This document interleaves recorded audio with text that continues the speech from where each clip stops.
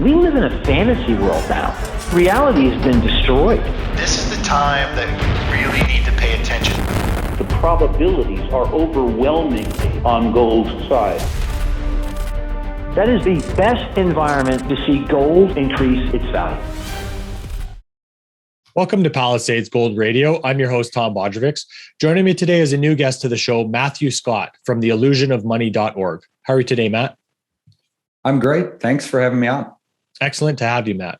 So you wrote a book entitled The Illusion of Money, and you're stating to me that your goal with the book is to educate children and adults alike about the importance of sound money in a simple and easy to understand way. So why don't you start by telling us a little bit about kind of what gave you the inspiration and the idea for this book? Well, I was always interested in money. As a kid, I remember hearing about there being more and more money all the time, inflation, prices going up. And I thought, well, where does that come from? How can that be? There's more stuff every year, more people. There must be new money coming from somewhere. So I found out there was this idea, inflation and new money gets created, but nobody could tell me where it came from.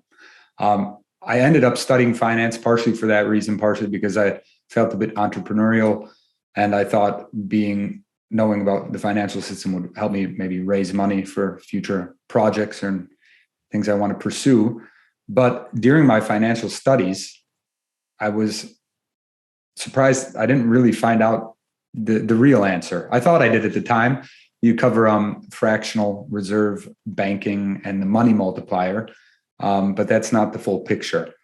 I found out later exactly how the money creation in the banking system happens and was pretty shocked.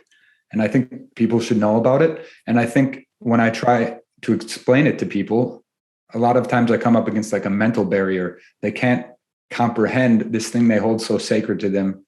Money is just created out of thin air when they go and sign a promissory note to borrow a house.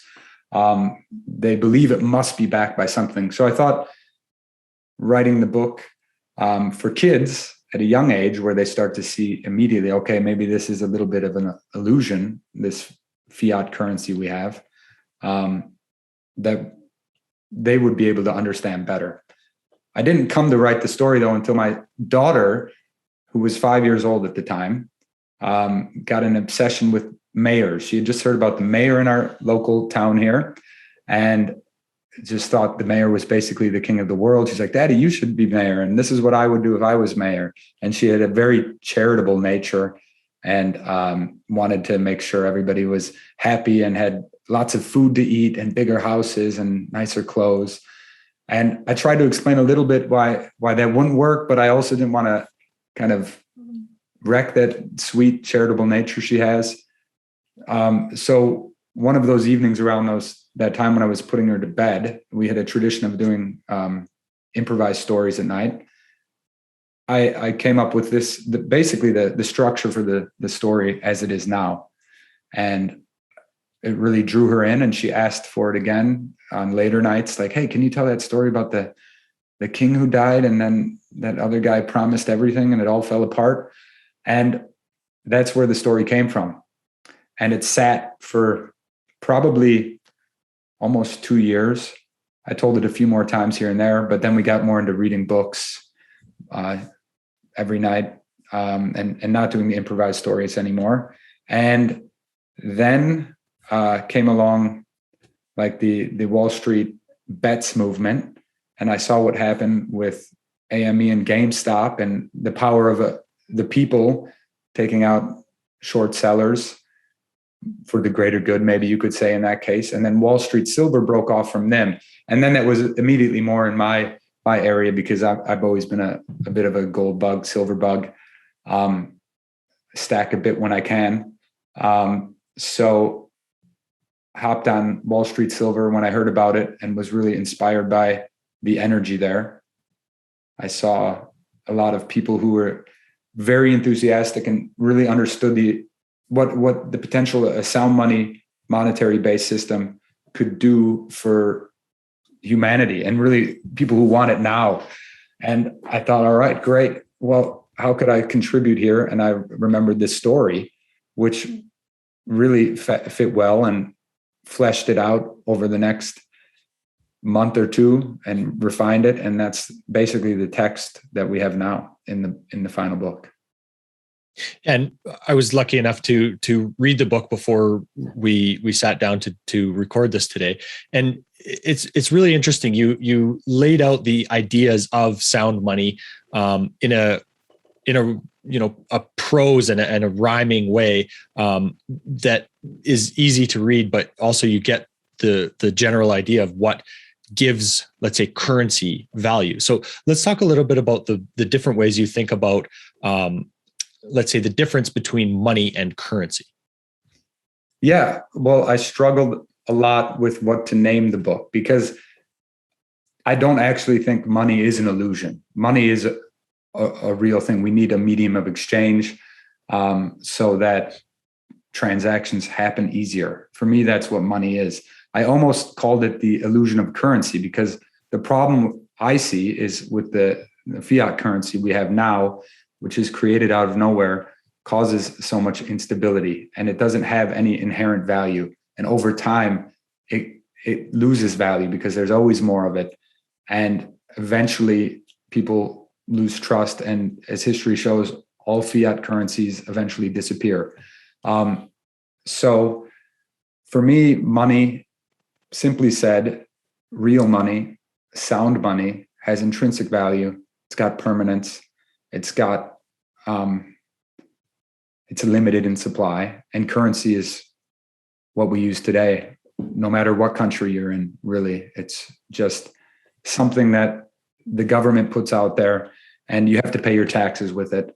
I like Rafi Farber's definition. He was on your show, and his clarification that sometimes maybe Austrian economics fans and libertarians go a bit too far and say, oh, it only has value because the government says so. But it does still have value because people still believe in it. They trade with it.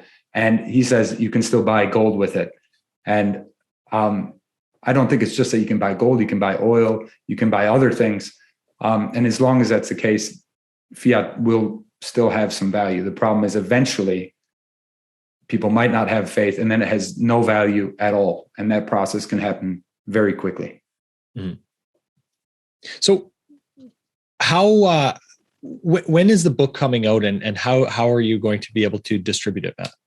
Yeah, thanks for asking. Because I'm just the author and not the illustrator, it was very difficult to find a publisher. Also, publishers don't like to touch maybe topics like banking for kids.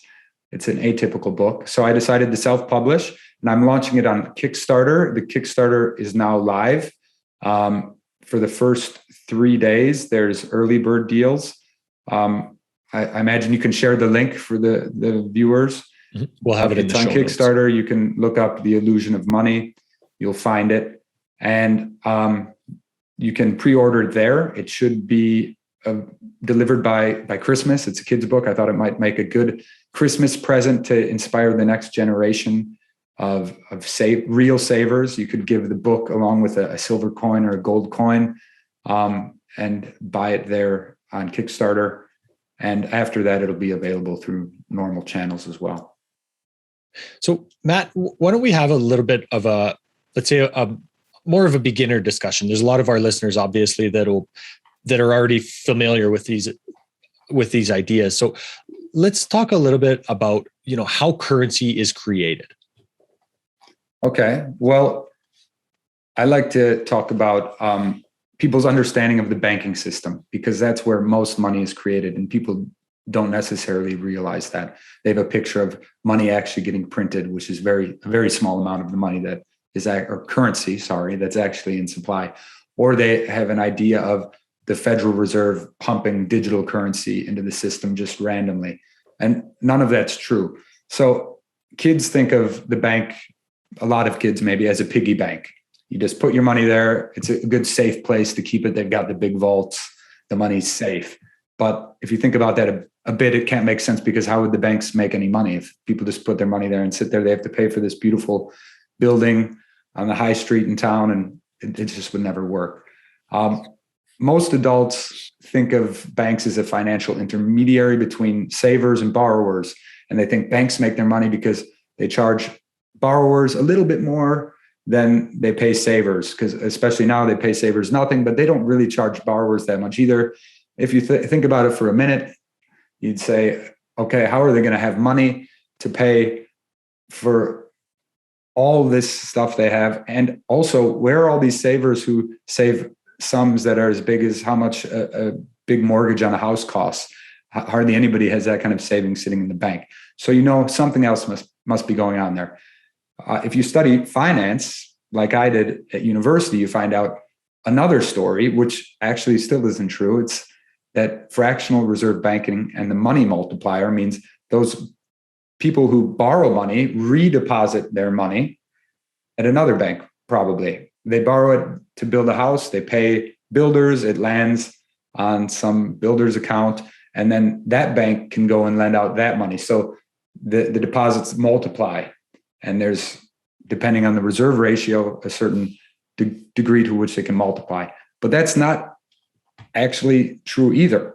The real way money is created, and Richard Werner did an empirical study on this from Oxford University, actually went into the banking system at a bank, got permission to see what happens in their books, to confirm it. What happens when you take out a loan at the bank to buy a house? That when you go and sign that promissory note, the money is just created out of thin air. They do go and get it from their central bank. So in this case, it would be the Bank of England, but it's the same in the US. You go to the Federal Reserve, or you go to the Bank of Japan. And if you have the right amount of reserves there, right percentage, and in some countries the percentage is zero, the Reserve Bank will buy that promissory note off you. So essentially the bank is selling that security to the central bank, and the money is just put on their account, which then goes on your account. And it never existed before. So it's a whole degree of magnitude higher of a potential for money creation than the fractional reserve banking system, and the money multiplier theory people are taught can actually produce. Then there's other ways money does get created through quantitative easing, through government spending, if they actually monetize it. But that's the long and short story. So what problems does this really create? If we're able to, keep creating this money out of thin air, and like your daughter said, be very charitable to everybody, to give people free money, free currency, so that they can have all of these, all of these things that they want and or need. What kind of market, let's say, distortions does this create?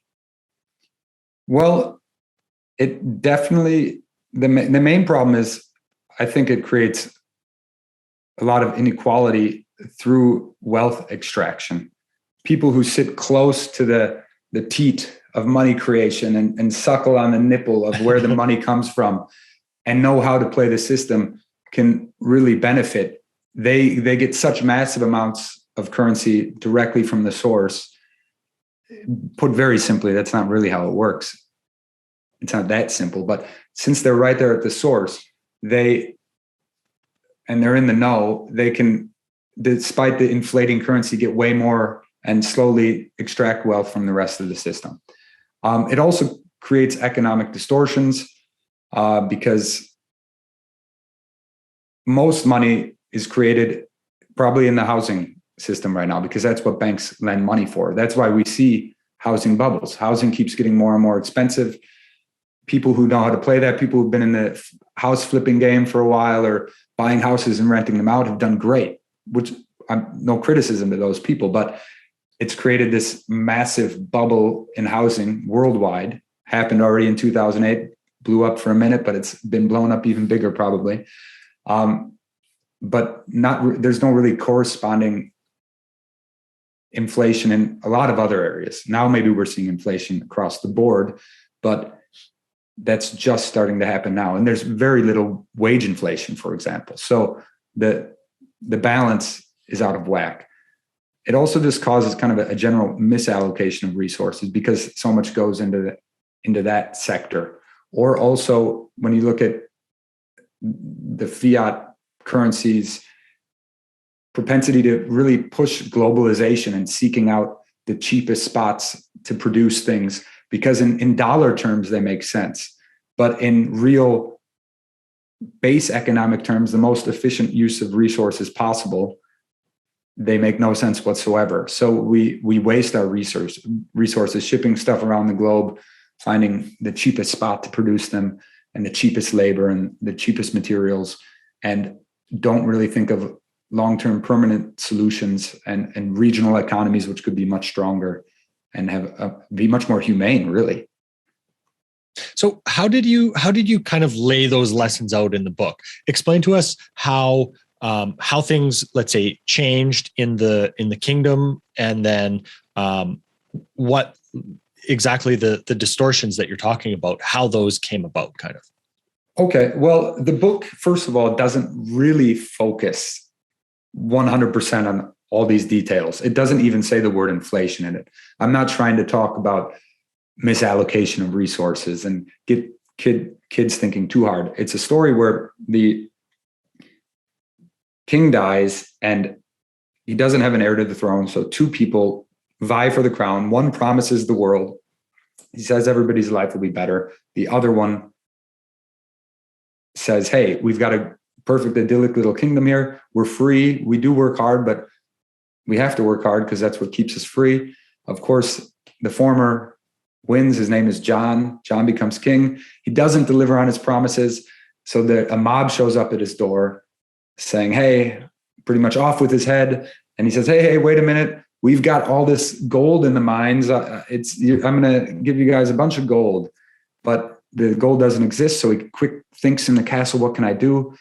And he makes this paper money scheme where he promises everybody, hey, we've got all this gold, but it's too much. You want to take paper instead, and I'll keep it safe here in the vault. And it's easier to trade with paper and you don't have heavy sacks of gold coins in your pockets. And the people go for it, but it's essentially money creation out of nowhere, money backed by nothing. So what happens is life looks good. Everybody goes on a shopping spree, but quickly everything gets more expensive. And then the people who have a job start saying, hey, I need more money because I can't pay for this. So they get more money. And for a while, the velocity is really quick. Money moves quickly and people are getting paid too much money everywhere. And then it all falls apart and nobody can afford anything. Nobody's working anymore because no matter how much money they make, they can't even buy a loaf of bread, maybe. So that illustrates to children what can happen when you have a currency that gets out of control. It's very exaggerated, but hyperbole is a good way to do things sometime when you're trying to illustrate a point. So Matt, you also shared with me earlier the analogy of the balloon model that you have to describe how the creation of currency impacts the economic activity. So explain to us that analogy. Okay. Well, that analogy is for the fiat currency paradigm we're in and expansionary monetary policy to make sure money drives demand and pushes things further. And I think it's a nice way to describe things because it's not all bad that maybe central banks do try and push demand. But if you look at my balloon model, I think it'll show it's also mostly bad. Because if you take a balloon and consider that opportunities, the whole surface of the balloon is the opportunities out there in the economy. So if the central bank comes and pushes policies to increase the money supply, I like to think that is the surface of the balloon, the surface area increasing. And that's extra opportunity. All that new area is extra opportunity, so to speak. You can build more houses on it. There's more real estate. But if people start to lose confidence and nobody's taking new loans and the business cycle slows down, it deflates a bit, letting the air out. And some of the money supply actually goes away in that case. Maybe people go bankrupt. They can't pay back the money they thought. Velocity slows down. And then you start to see, all right, that foundation it was built upon was a little bit stretched, and houses start colliding with each other. Multiple claims on the same underlying wealth. People go bankrupt, and turns out the bank owns their house, and they didn't own their house anyway. Most people know that, but that's when that happens. So before it completely implodes and there's complete pain and suffering, politicians and the central banks blow it up even bigger. Oh yes, the business cycle is going great again. Things are growing. Everybody's happy. Even more houses and things. And then it deflates again. The same thing happens. And the problem is every time this happens, it maybe deflates a bit more, and they have to blow it up even bigger. The rubber of the balloon gets fatigued. The balloon you've blown up and let out the air a few times, it's all flimsy, and it's not a solid foundation for anything. That's how I see where we are today. We're back in another kind of boom. Maybe it's slowing down, but it's being kept on life support by whatever the politicians and bankers can do. And if that rubber gets fatigued enough, people really lose confidence altogether. And that loss of trust can happen very rapidly. And maybe the balloon deflates so much because nobody wants any more debt, or banks stop lending because they know it'll never be paid back. And there's massive pain and suffering, or it explodes. And that's when the fiat currency paradigm we're living in dies.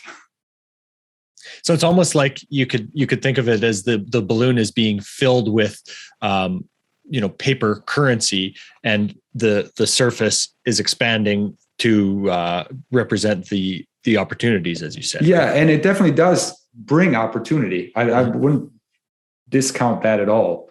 But it brings all those other problems of currency creation we were talking about earlier. And it's just unstable growth, and not necessarily good growth. It's a cheapening of society, because financiers and people who invest know this is how it works. They'll pursue projects which are at the teat of money creation, and pump them out quickly and then move on to the next one. There's no idea of quality anymore and permanence. Mm-hmm. And I think a lot of that stems from just the monetary system. Planned obsolescence from products. That's also maybe more of a symptom of fiat currency than just pure capitalism and greed. It's okay, we need to make sure this money keeps flowing and keep the velocity high so the whole thing doesn't implode. We could do a lot better. So in that thought, Matt, how do you think about what an ideal way of transacting would be? What is an ideal form of money to you?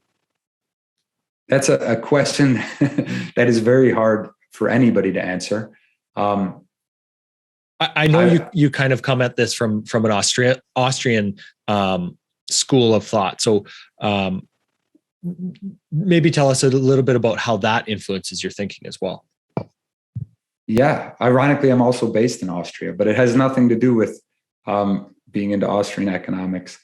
I think possibly quite simply returning to a sound money like a gold and silver standard, where people actually trade with gold and silver, or substitutes, but those that are really backed by those things, is a way to go. I also think there could be a solution in cryptocurrencies. I don't want to discount that. I have my skepticism about certain aspects of crypto, but I'm interested in learning more myself. I'd like to look more at local currencies, because as I was saying, with kind of the push towards globalization through fiat currencies, I think a lot of meaningful economic activity that could happen close to home and be a better use of resources might be a good idea. There's also interesting systems like trade exchanges and mutual credit that I'd be interested in learning more about. But the thing I want to make sure doesn't happen is when this fiat currency dies, be it in a month or be it in 10 years or 50 more years, if they manage to pull it off, when this current paradigm we're in dies, that it doesn't get replaced by something worse and more tyrannical. So as we think about, let's say, backing a currency with gold or silver, how did Wall Street silver kind of come into your thinking on this book, or the let's say creating some of the motivation to write it? Yeah, well, it was more the motivation. I already had the story, but I was just sitting out. I'd almost forgotten about it because my daughter wasn't asking for it anymore. She'd already learned that lesson. But when I saw that come about, and was already stacking a little bit of silver and gold myself, I saw the cool things they were doing, trying to drain the COMEX to expose price manipulation. You've got guys over there on Wall Street Silver getting COMEX bars and sawing them up, and just reading posts from people who really understand and see the problems that I see. At least I see that I see it as they understand the big picture, and understand maybe the real enemy is more the banking system we're all working in. Not necessarily. I don't want to be accusatory towards anybody working in a bank or the powers that be. It's sort of just a natural evolution that comes about when you have this sort of fiat currency regime. For the most part, I'm sure there's some nasty players involved as well, but for the most part, it's just the rules of the game. People play by the rules, and right now the rules create a lot of bad things, let's say.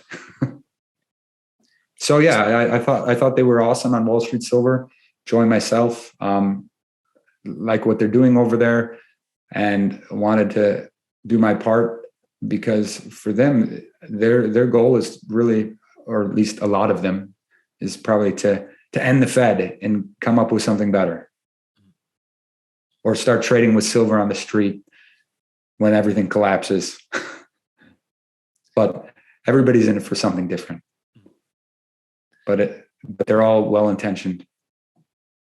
So, Matt, why don't you tell us a bit about your let's say your future plans here? You were telling me a little bit about you wanted to write another book that was called The Illusion of Politics. So, tell us a little bit about that idea and how you see that situation and why that book needs to be written as well.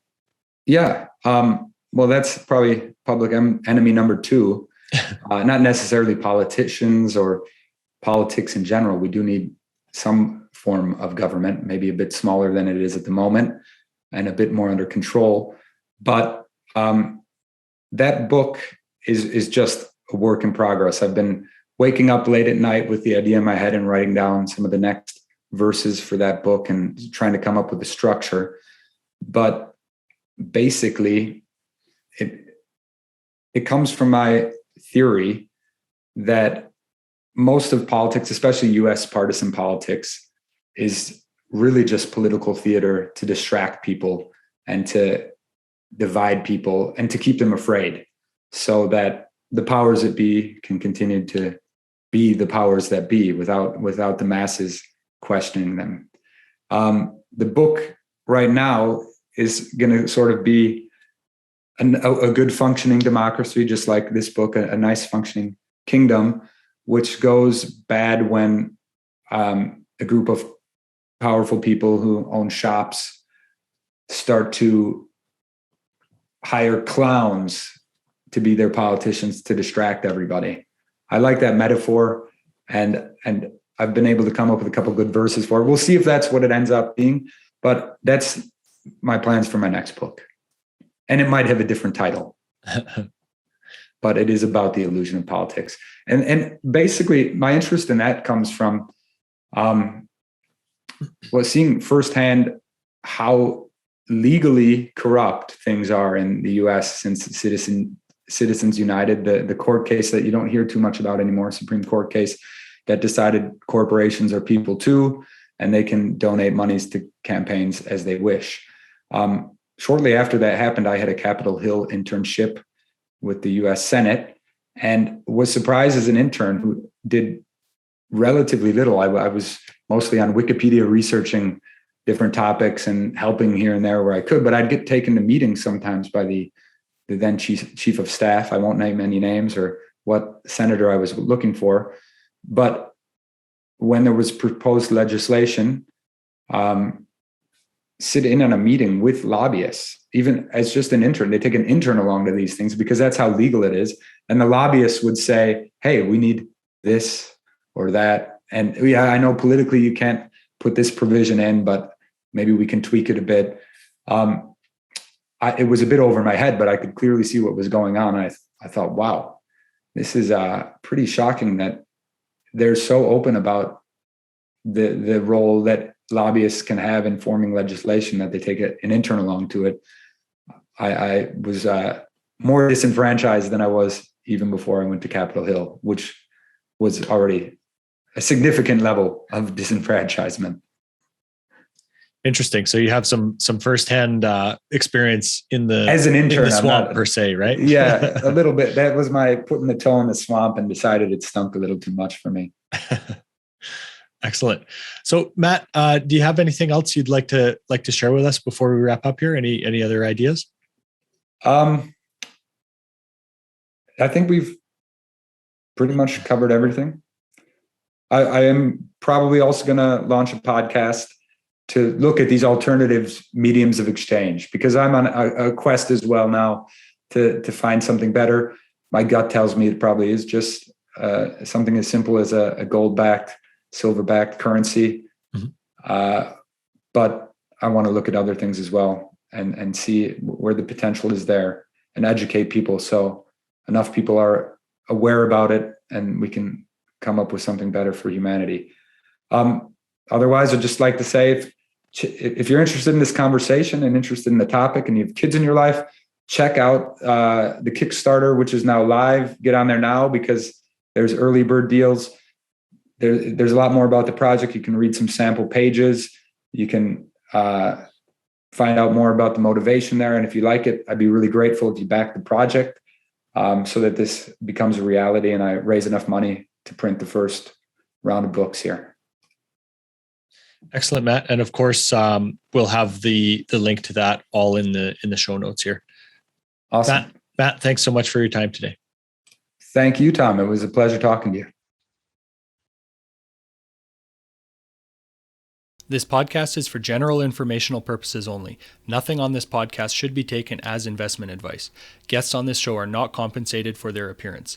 Listeners are urged to educate themselves and make their own decisions. Do not base any investment decisions on the information contained. To view our full disclaimer, please visit our website.